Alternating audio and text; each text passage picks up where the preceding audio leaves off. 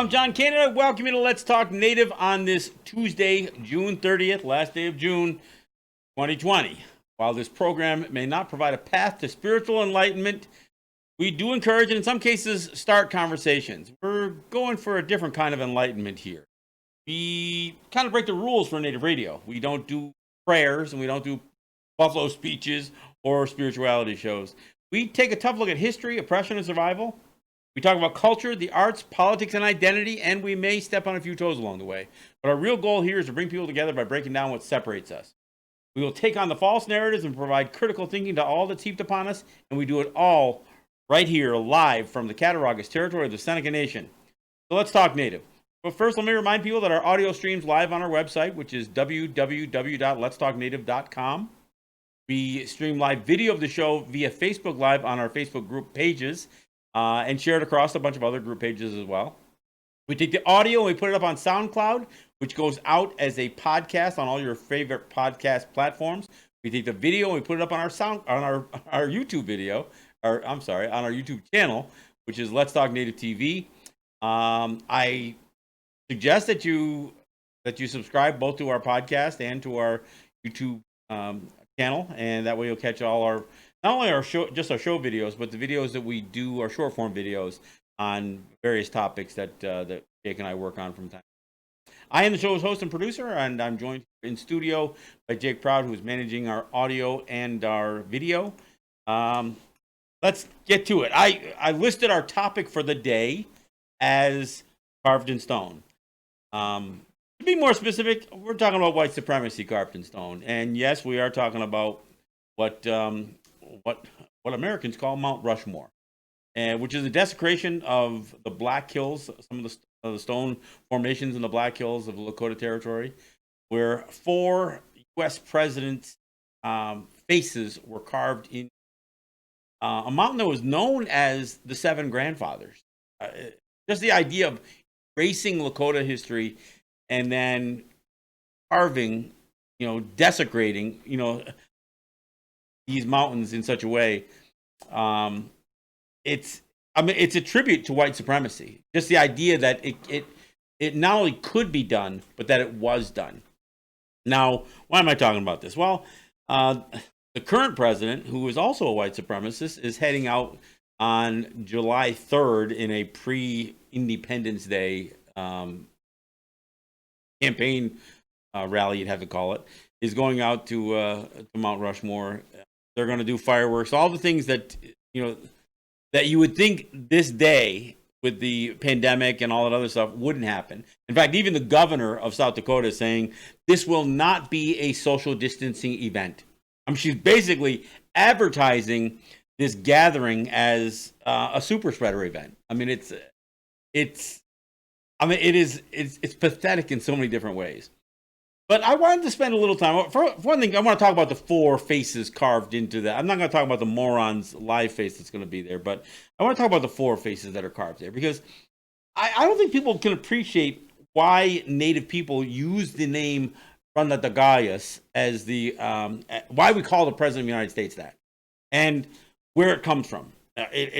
Our word, which sometimes is translated loosely to town destroyer, it talks about this idea of almost like shark bite or a rabid dog just tearing at the human flesh, at the flesh of our communities, not just our town. Not just knocking buildings down, but tearing at our flesh. That's the image that comes with Ranatagayas, and it comes originally from one of those faces carved into the mountain, George Washington, who launched what is historically known as the Sullivan Campaign, which was to obliterate the Iroquois, but specifically the Senecas, wipe out food supplies, wipe out our food that was planted. Of course, raid all the food first. They were amazed at how productive our field crops were, and so what they couldn't take with them and steal, they destroyed, they burnt. It's actually one of the origins of roast corn soup, as it's told to me, comes from this idea of scorching the earth and trying to destroy our food stores.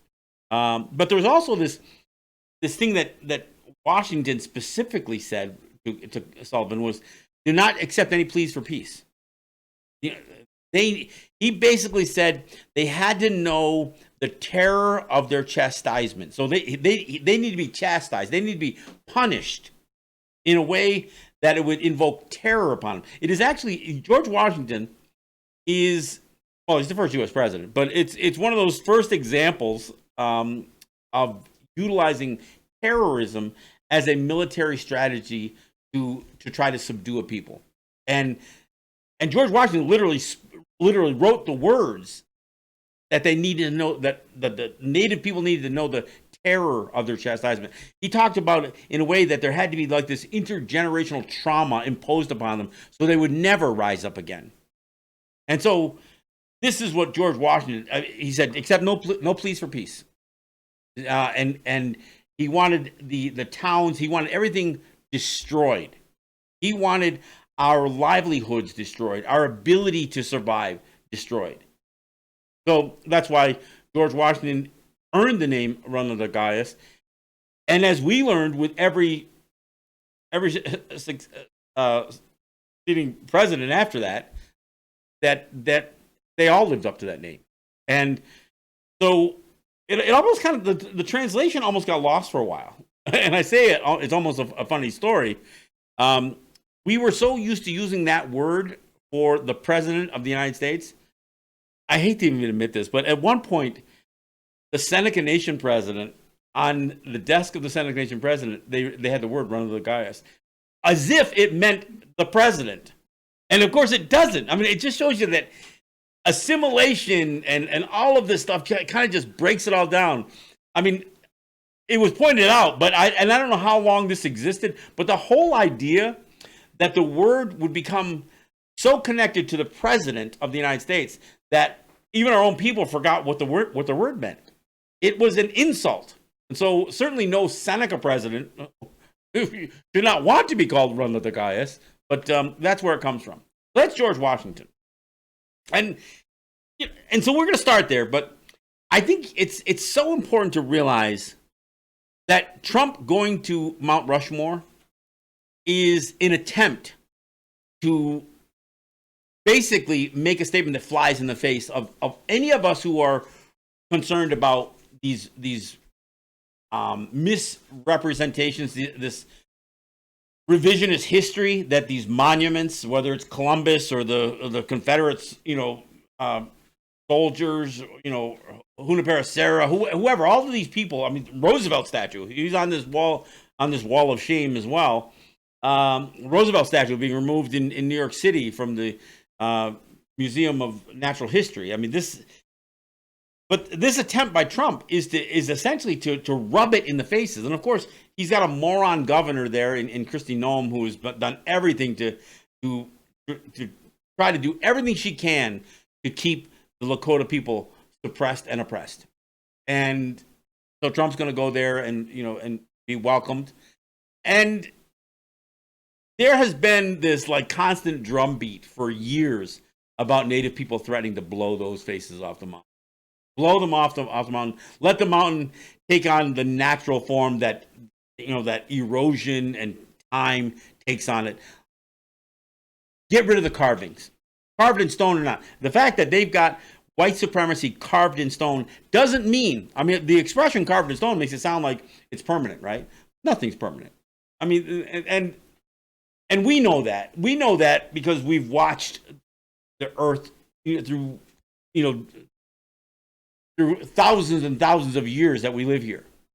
And we see the changing landscapes, the shapes of mountains. We see the changes. And we incorporate those changes into our stories.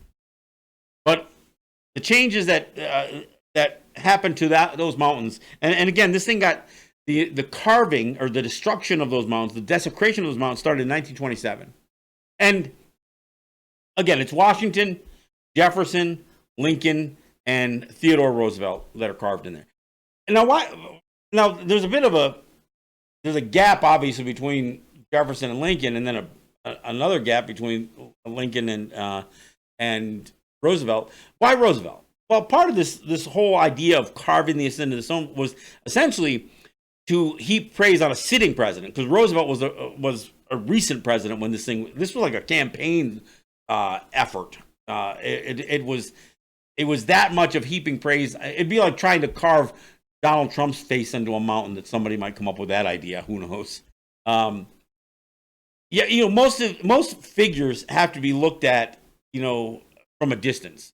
From when it comes to history, and Roosevelt was not being looked at with any kind of historical distance. He was being carved into this thing to praise him and to praise imperialism, and everything that Roosevelt stood for was about white supremacy. It was about manifest destiny, the doctrine of Christian discovery, all of that stuff woven into probably among the more racist presidents of the United States. And and here we sit in Seneca territory.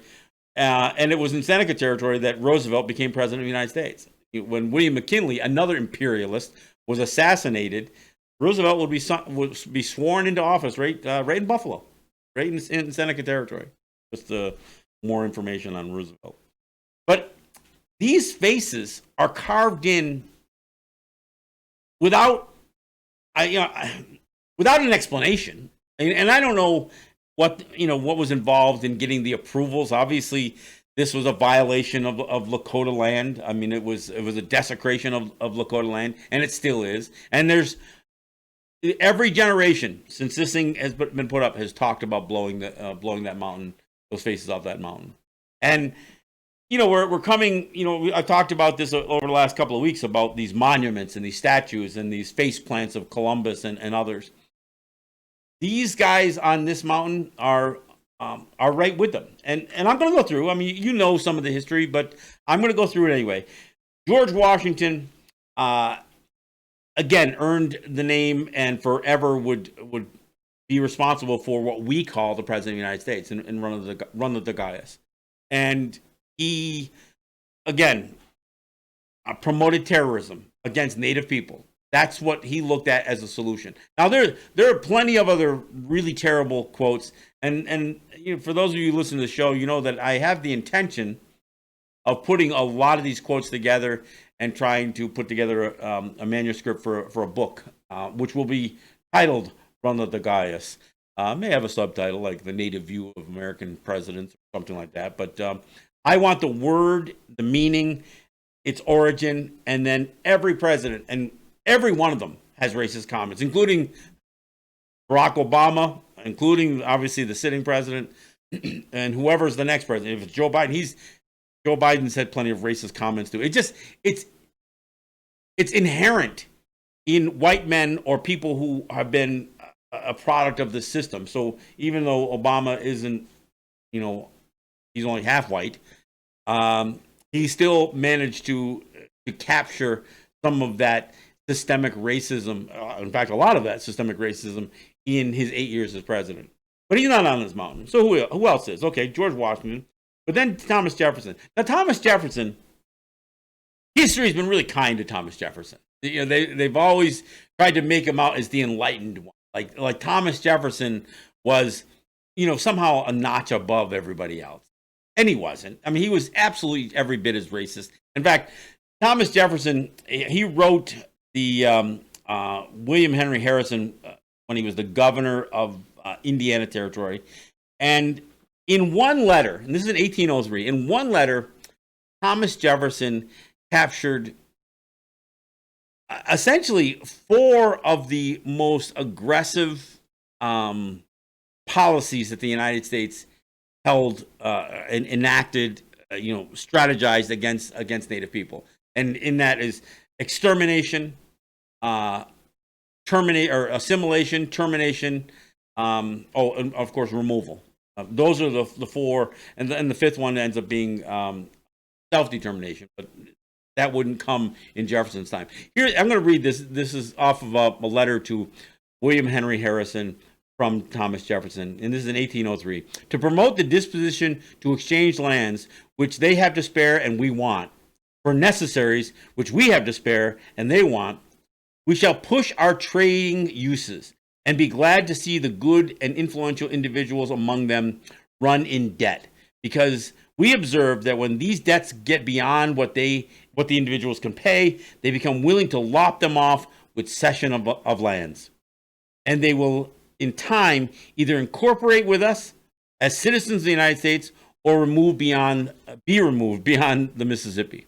The former is certainly the termination. He acknowledged that by assimilating, that would certainly be the termination of our history, and that somehow was going to be good for us. That's what Jefferson wrote.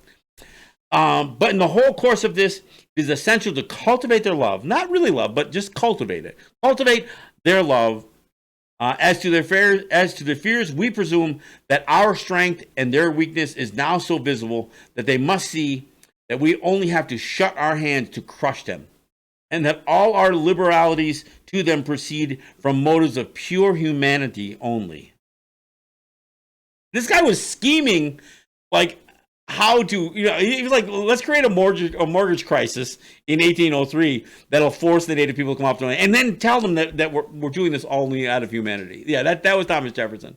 Should any tribe be foolhardy enough to take up the hatchet at any time, the seizing of the whole country of that tribe and driving them across the Mississippi as the only condition of peace would be an example to others and a furtherance of our final consolidation. Final consolidation. He says that, and it's eerily sounds like the Nazi final solution. That's what the Nazis called the Holocaust, their final solution. So that's Thomas Jefferson, the enlightened one, right? And it's got to be noted, and it's never taught this way, and I'll get into that a little bit later, that Thomas Jefferson was the president of the U.S. that promoted the removal policy. I mean, he talks about it in his letter to Harrison. We'll just move them across the Mississippi. That's why Jefferson was securing the so-called Louisiana Purchase, which was a theft of native lands. They paid France for land that Spain claimed from native people. I mean, it's like, the greatest land fencing operation ever done. I mean, Spain claims land, somehow gives discovery title or sells off discovery title to the French, and then the French end up selling it to Jefferson. And Jefferson sells the idea of acquiring this discovery title, which ends up just being title as far as they're concerned. Sells the idea, especially to the southern states, that's where we're going to put the Indians. And he literally told them that because he needed the support of Georgia and the Carolinas and Virginia. He needed the support because they and the way to get that support was to convince them that's where we're going to drive the Cherokee. We're going to get rid of the Pawnee and the Choctaw and of course the Haudenosaunee. Yeah, we're going to get rid of. We're going to send them all over there. Of course, not everybody went, but many of those trails of tears that happened under the Jackson administration. The foundation for that was laid by the white supremacists that Thomas Jefferson was. And keep in mind, Thomas Jefferson not only was a slaveholder, but he bore children with his slaves, or at least one of them. So he was a proponent of sex slavery. So, and I gotta correct myself again, and I will try to do this on every occasion. He promoted slavery. And he had sex with enslaved individuals. I don't want to, again, I've said it before, I'm going to try to correct myself to never refer to a human being who was enslaved as a slave. That's not their identity. This is what was done to them. And Jefferson was, just like Washington was one of them, that enslaved people bought and sold, owned human beings, or claimed to own human beings as personal property. All right. Let me move on. Lincoln. Well, most people don't realize just how racist Lincoln was towards Native people. And, of course, what covers up Lincoln's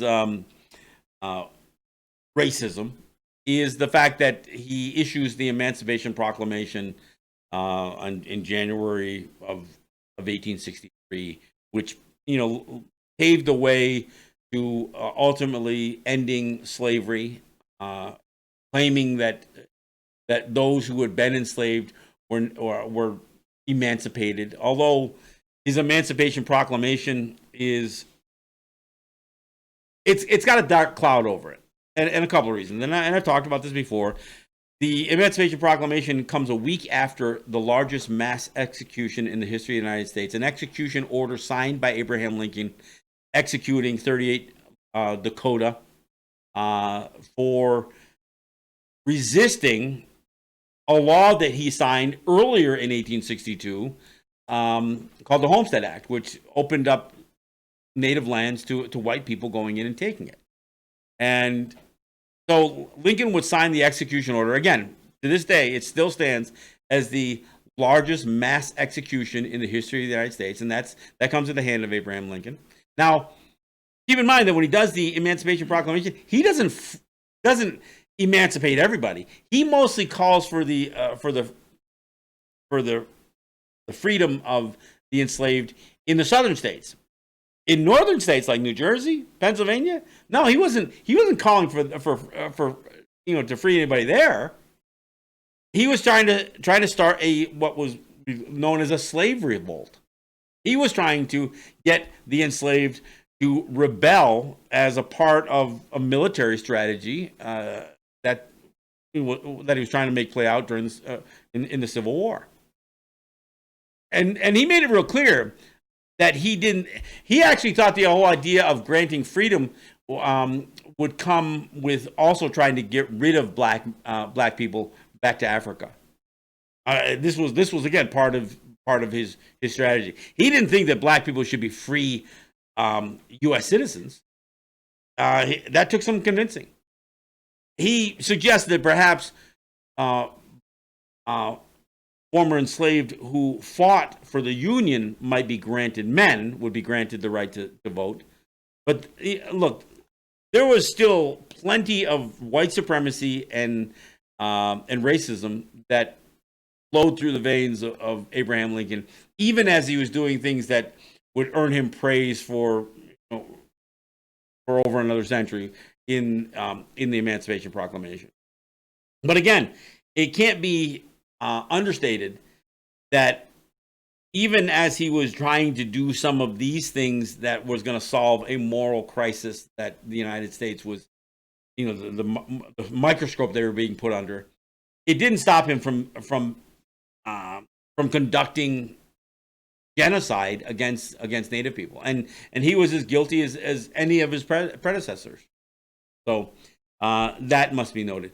Now, as for Theodore Roosevelt, look, this guy was a pompous white supremacist. I mean, and he was completely unabashed about it. He was an imperialist in the truest sense of the word. Thought that the United States should take over the entire world. Promoted not only the illegal occupation of Hawaii, but ultimately through the Spanish-American War, which most people don't know anything about, would take over the Philippines. In a book called True Flag by Stephen Kinzer, there is a passage in there where Kinzer writes that U.S. troops, for the first time, found themselves firing upon individuals who were fighting for their independence.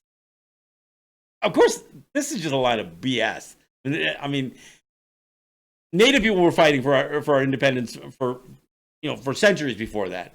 But this is what was the United States trying to take over the Philippines from the Spanish as a Spanish colony, and was still trying to impose its will on a people who didn't want it. And of course, this would actually lay some of the groundwork for military buildup that would ultimately have Japan bomb Pearl Harbor because of the United States asserting military presence in the South Pacific. But Theodore Roosevelt was also one of these guys who really derided Native people. And it's ironic because the statue in front of the Museum of Natural History in New York City has him on a horse with a near-naked Native person carrying his rifle, and an even more naked black man carrying another rifle. And of course, these This is not any kind of true to history imagery. It never happened. But the idea that somehow Roosevelt was going to have a black man and a native man assisting him as his porters, I mean, unless the implication is that they were both enslaved by him, which that never happened either. But to go beyond that, one of the a man by the name of Philip Sheridan was from the area close to Albany, has a statue of himself there. And Philip Sheridan was associated or connected to the quote, "The only good Indian is the dead Indian." You know, whether he actually said it or not, that's a quote that is attributed to him. And of course, a bronze statue in front of the Capitol in Albany, New York. But Roosevelt takes that quote and does something with it. He says, "I don't go so far as to think that the only good Indians are the dead Indians. But I believe 9 out of 10 are, and I shouldn't like to inquire too closely as to the 10th." So he was actually making a joke about this notion that the only good Indian are the dead Indians, and would say that he's not sure if he would say that, but 9 out of 10 are, and he wouldn't want to look too closely at the 10th. So this is a guy who was so full of himself and so full of loathing of anybody of color, and he spoke as a white supremacist against black people. I mean, one of the things that upset him was in the efforts for Cuba to win independence from Spain. Thomas Jefferson was appalled to find out that most Cubans were black, and almost had to rethink the idea of the United States supporting Cuba's fight for independence from Spain because they were too dark-skinned. I mean, this is the paradox that Roosevelt found himself in, even as he was trying to assert U.S. will. And keep in mind, this is how the U.S. gains Puerto Rico as a U.S. colony illegally, illegal occupation. And, you know, as time goes on, it's almost like this stuff becomes okay. And it's not. None of this stuff is okay. And the trouble with things like Mount Rushmore and the idea that Donald Trump is going to try to hold one of his campaign rallies there. I know he's not going to call it a campaign rally. He's going to call it some sort of Independence Day celebration. But the trouble with any of this is that these monuments are a rewrite of history. They are not in any way, shape, or form historically correct. So, and look, I'll spend the rest of the program talking about why these statues, these carvings, these monuments, why they're wrong, and why they need to be taken away and removed as these symbols of history. And for all those people claiming that to take them down is to erase history, no, it's to correct. And it's to provide an opportunity to have a clear narrative of what history was, not this propagandized version that comes in these monuments to lies, basically. All right, hey, we're at the bottom of the hour. We'll take a break and we'll come back, and I'll get into that a little bit more. This is John Kane. This is Let's Talk Native. All right, thanks for coming back. This is John Kane. This is Let's Talk Native. Let me give a shout out to my sponsors. I want to thank Ross and Holly John and the RJE family of businesses. I want to thank Eric White and ERW Enterprises. I also want to give a nod to my friends at Grand River Enterprises and Native Wholesale Supply. These are the sponsors that take care of us on a weekly or monthly basis. And of course, I also want to give a nod to my friends who, on occasion, stick a check in the mail.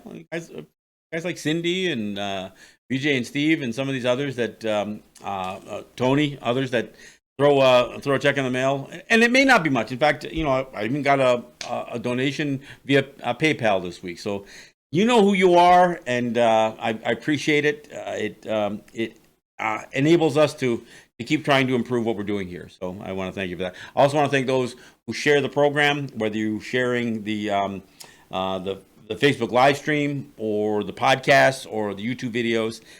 And again, I got to remind people, please do visit the YouTube channel, Let's Talk Native TV. And as events unfold, whether it's about monuments, whether it's about Columbus, whether it's about mascot issues, there are videos that we've done. And, anything that strikes a note with you, grab the video, post it up on Twitter, on Facebook, or wherever, share it with your friends, and let it be, part of a conversation starter. Or maybe a conversation ender, who knows? But anyway, I want to thank those of you who are doing some of that now. All right, so these monuments. See, what's wrong with these things is that they mischaracterize not only the individuals that these monuments praise. I mean, I'm not even going to spend a whole lot of time talking about Confederate statues. Those are insane. The idea that in the United States that there are these statues of individuals that are heroized for committing treason against the United States is bizarre. The idea that the United States has military bases named after, and most of these people were terrible, military officers. I mean, they wouldn't justify having a military base named after them, but because of the whole Southern pride, and let me correct that, it isn't about Southern pride. Almost all of these statues, including the Mount Rushmore desecration, these were all part of promoting white supremacy, especially during the Jim Crow era. So when you date where any of these statues come from, they all come at a time where white men are trying to assert, we ended slavery. Yeah, you're emancipated. Yeah, you may even have the right to vote, but know that we're still owning you. And that's what the reason for these statues. And it's not just statues in the South. It was all over. I mean, these statues are all over that promote white supremacy. And, when people say, well, how can anybody condemn Lincoln since he did the Emancipation Proclamation? Well, for one thing, I explained that a little bit. But there is no question that Lincoln and others, and look, and there are plenty of people in Congress right now. There are plenty of people who've run for the presidency recently, and one who sits in there now, that are clearly unabashed white supremacists. But there's one statue in particular, and actually there's two of them, because there's one in Boston and there's one in Washington, D.C.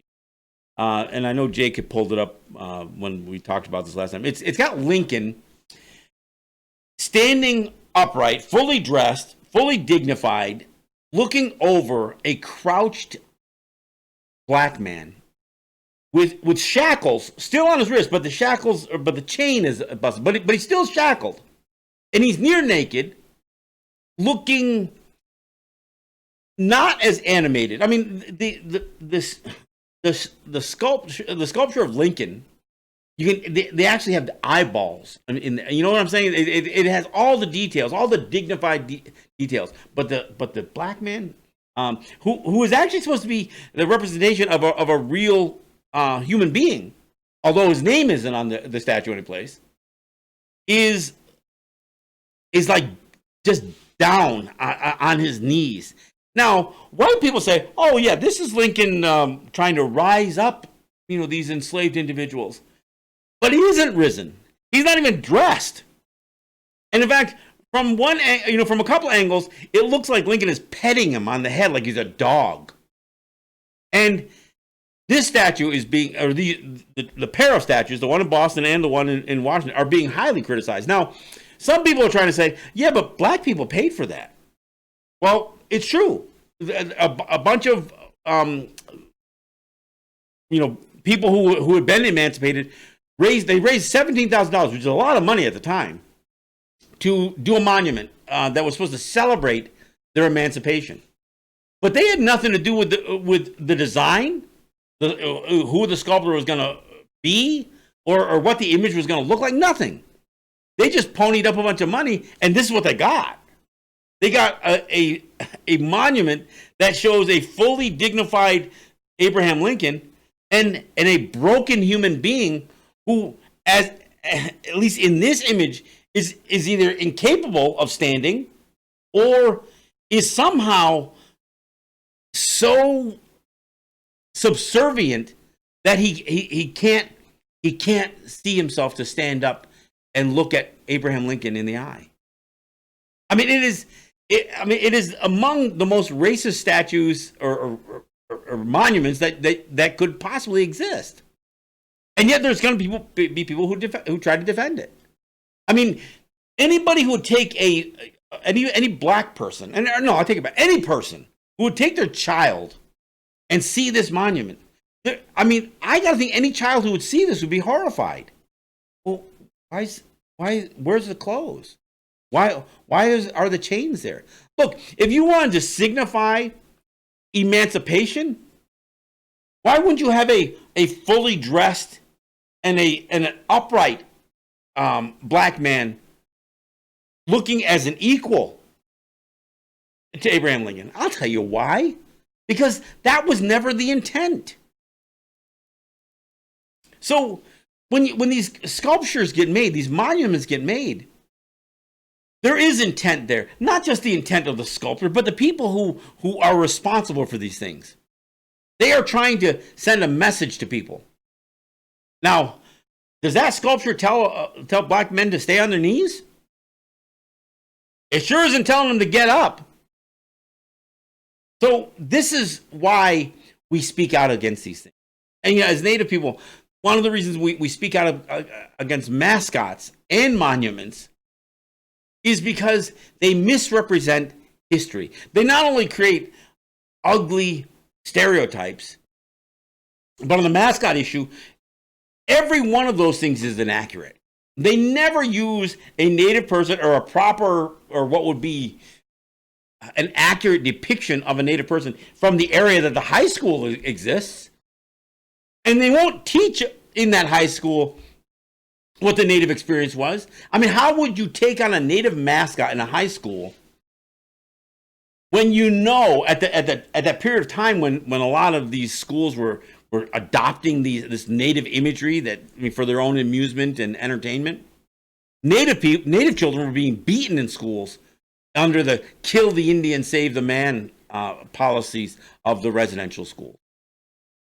So, I mean, there may be no greater example of white privilege than the idea that white kids could play Indian as a part of their education system, completely inaccurately, by the way, while Native kids were punished, and not just beaten, but oftentimes beaten. They died in these residential schools. Some of them died leaving these residential schools, like Cheney Winjack, trying to get out of there because he didn't want the Indian beaten out of him. Well, let me address that one. That's the other thing with these mascots and these monuments. They all misrepresent. So when you erect a statue of Christopher Columbus and praise him as this great explorer, this discoverer of America, this symbol of Italian American heritage, he's none of those things. He wasn't an explorer. I'm not saying he wasn't trying to navigate and discover a trade route, but he was in this for the money. This wasn't some virtuous task that he was that he had, embarked upon. And he wasn't this pious religious figure. They mocked their religion in the way that they executed and exterminated Native people in the Caribbean. And in the Caribbean, where he didn't even know where he was. He thought he was on the easternmost islands of the East Indies. That's why we get the misnomer, right? That's why and I got to correct this. I know Russell Means and other people were promoting this idea of Indios that Columbus referred to us as, of God. And that's not really what Indios comes from. It comes from this idea that he thought he was in the Indies. So these schools that call themselves the Indians. I went to a school, Cambridge, New York, the Cambridge Indians, and they don't have mohawks on in their for their logo. No, they've got a Plains Indian full headdress. So inaccurate representation of what a Native person of that place would have been. An inaccurate name, calling us the mistake that Columbus made that would last as part of his legacy. And of course, we get called Redskins and Warriors and Indians and Savages and Redmen, and of course they'll use names like Mohawk or Sioux. And these aren't even the words that we would call ourselves. So the inaccuracy with the words, the inaccuracy in the imagery, is all meant to just mock us.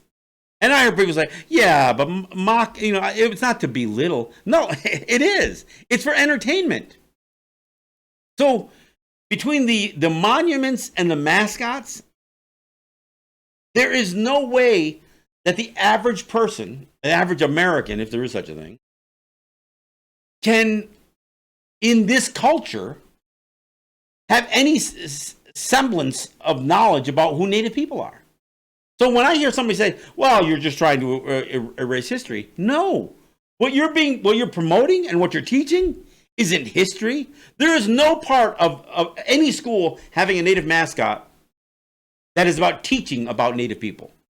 I'll tell you what it teaches. It teaches racism. It promotes unhealthy, unwarranted, inaccurate stereotypes. And look, the two ways that Native people are represented, either negatively as drunks, maybe casino owners, I don't know, primitive, animal-like, or this other representation, which is also not accurate. Like we're just the noble savage, the warrior, fierce. They'll throw proud and all that. But at the end of the day, neither one of these stereotypes, negative or positive, really represent who we are. And the Haudenosaunee, I'm not saying we didn't fight, but our culture is born in the idea of establishing peace, not waging war. I mean, when people enlist in the military service, Native people say, "Oh, it's because they have to fulfill their warrior custom." That's bullshit. I mean, I'll tell you why people enlist. It's because their lives suck so bad because of the policy of the United States that somehow carrying a gun and killing other brown people for the United States seems like a step up from what the lives that they're currently living. And there's some sense that if you suck up enough to the United States, that somehow you're going to be treated better. That the racism of the racism that a soldier who's black or brown is going to experience is going to be less than the racism they experience in the street. That may be true, but it may be less. It's not gone. So the reason that we're so passionate about this stuff is because you can't go forward without addressing the false history that is being promoted with these monuments, with carved in stone on native lands, bronze statues, marble statues, team Letterman jackets. All of these images are false. And I mean, again, Mount Rushmore, why would those four faces be carved into mountains in Lakota territory, if not to send a statement and a message to the Lakota?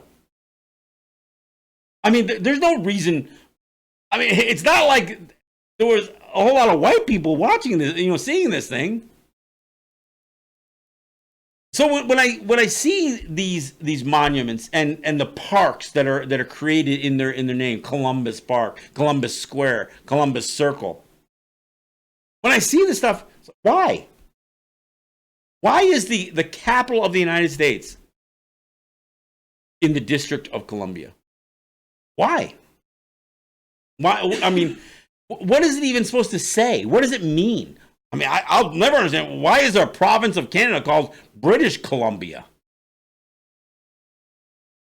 It doesn't make any sense. So correct it.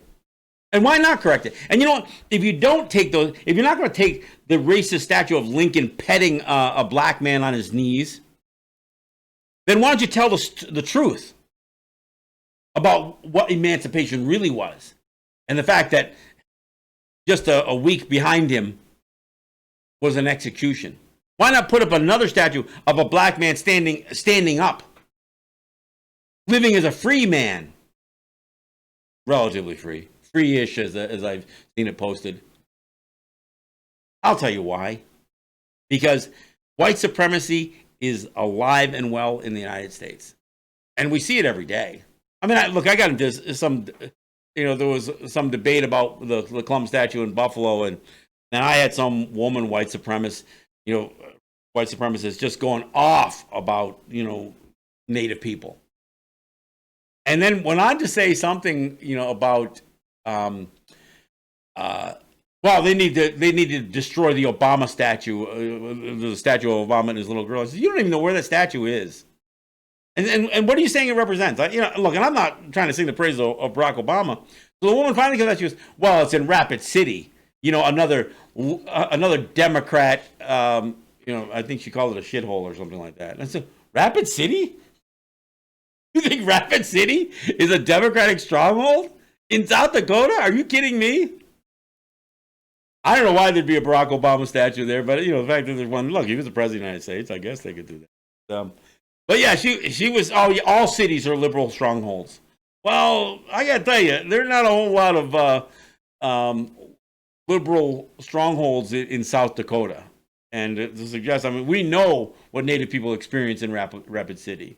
We know what. We had our kids try to go to a hockey game after doing well in school in Rapid City, and white men were pouring beer from the luxury boxes in Rapid City. Yeah, that's a real liberal stronghold there. But see, this is the thing, and we're seeing this play. Look, even the idea of wearing a mask or not wearing a mask has turned into a right versus left thing. Trump, his refusal to wear a mask makes it sound like that he's trying to resist pressure from the liberals. And so there you go. The governor of South Dakota says, no, when Trump comes to visit us, that is going to be a no social distancing event. So everybody's just going to mingle and share their coronavirus or whatever else.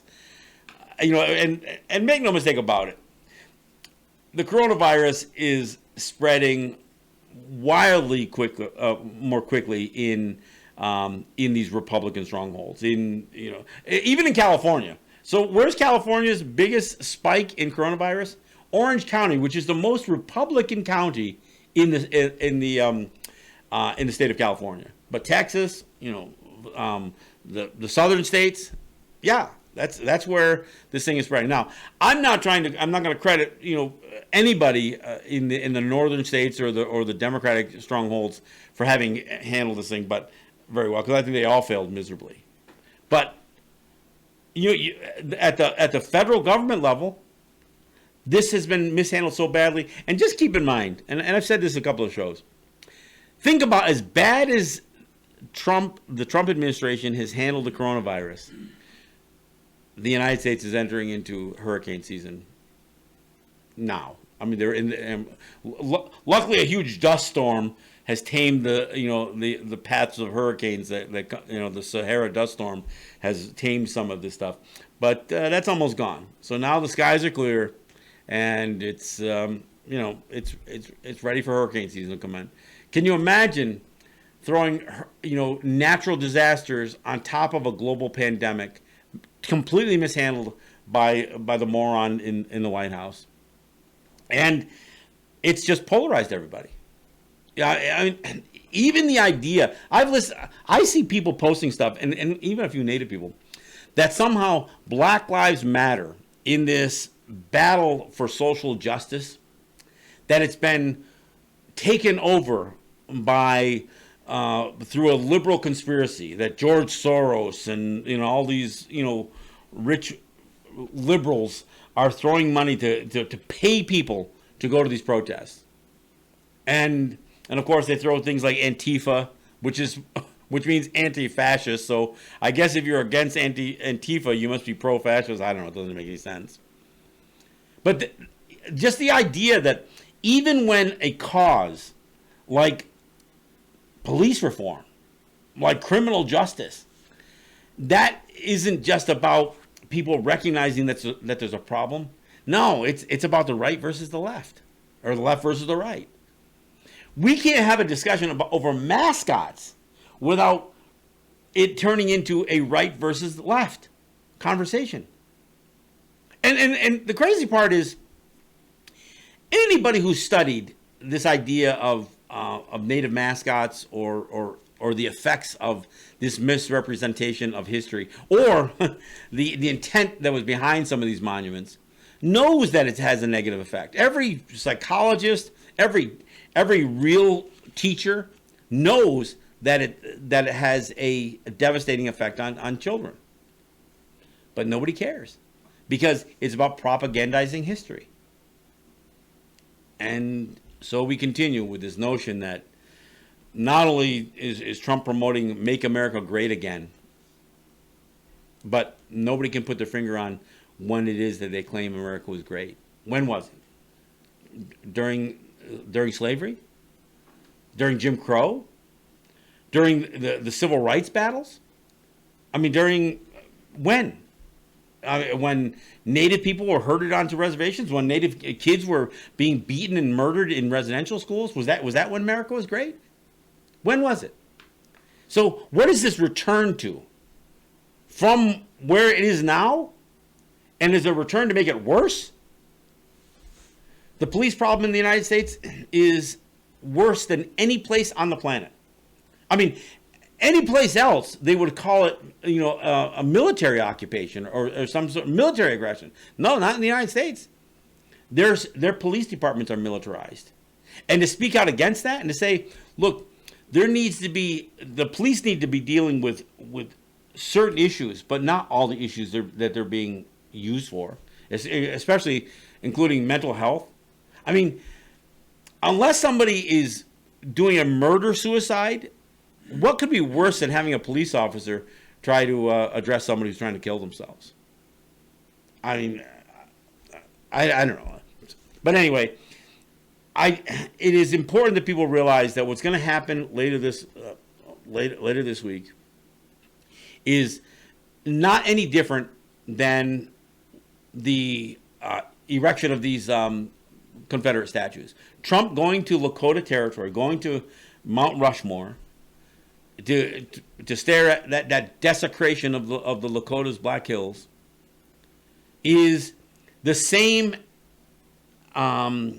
intent that happened during the Jim Crow era when all these Confederate monuments went up. It was to remind people that those people are the heroes of white people because they were promoting slavery, because they were promoting white supremacy. And that's exactly what Trump is going to Mount Rushmore for. And there'll be a lot of white people there. I guarantee there'll be a lot of white people there. But from what I understand, there's also it's intended that there's going to be protests there. And I hope so. I'll tell you, I have said it before. I wish every one of these Columbus statues would face plant tomorrow. But somebody said something about we need to take aim at Mount Rushmore, and I posted a picture of a woman with a rocket propelled grenade launcher. I said, yeah, that's what you need to take aim at Mount Rushmore with. Take it down. That's I mean it. I mean, it'd be great to see responsible politicians take the measures, and we've seen some. Look, some of these statues have been removed. I mean, Mississippi literally taking the Confederate flag off of their state flag. I mean, I'm moved by some of this stuff. But there's also going to be strongholds where people will not bail on their native mascots. They will not bail on their racist statues and their racist monuments. Well, if they won't take them down, somebody should. I'm not taking credit or blame at this point, but I'd love to see some more of these statues face plant, and I'd love to see those faces blown off of that mountain, so nature can have the mountain back, so the Lakota can have their mountains back, not to be defaced. I mean, it's amazing that you put faces on it. You deface a mountain by adding faces. That's white supremacy carved in stone. Thanks for listening. This is John Kane. This is Let's Talk Native. Yahweh.